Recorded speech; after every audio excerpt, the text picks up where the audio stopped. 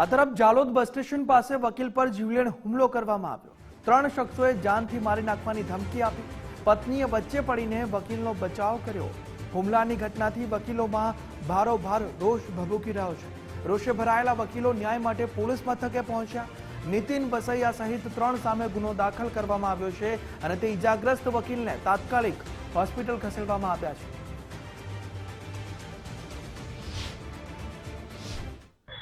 હું જ્યારે નોકરી પરથી ઘરે આવતી હતી, બસ સ્ટેશન આવી ત્યારે મારા ઘરવાળા હિતેશ કુમાર ભાઈ મને લેવા આવ્યા હતા બસ સ્ટેશને।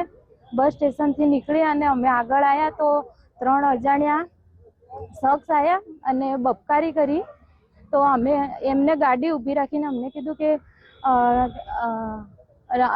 એ અમને એવું કહે છે કે બબકારી, અમે કીધું કે તમે બબકારી કેમ કરી એમ। તો અમારી જોડે આવીને કેમ ભાઈ અમને ગાળો દેવા લાગ્યા અને પછી પથ્થર વડે મારામારી કરી।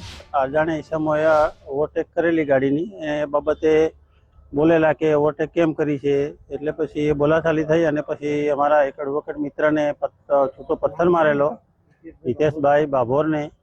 એના બાબતે ઝઘડો થયો છે અને માથામાં લગભગ 3-4 ટાંકા આવેલા છે। ઈજા ગંભીર ઈજા થયેલી છે। એના બાબતે અમે જાલોદ પોલીસ સ્ટેશન આવેલા છે અને ગુનો દાખલ કરવાનો છે। ગુનો દાખલ એટલા માટે અમે જાલોદ કોર્ટમાં પોલીસ સ્ટેશનમાં આવેલા છે।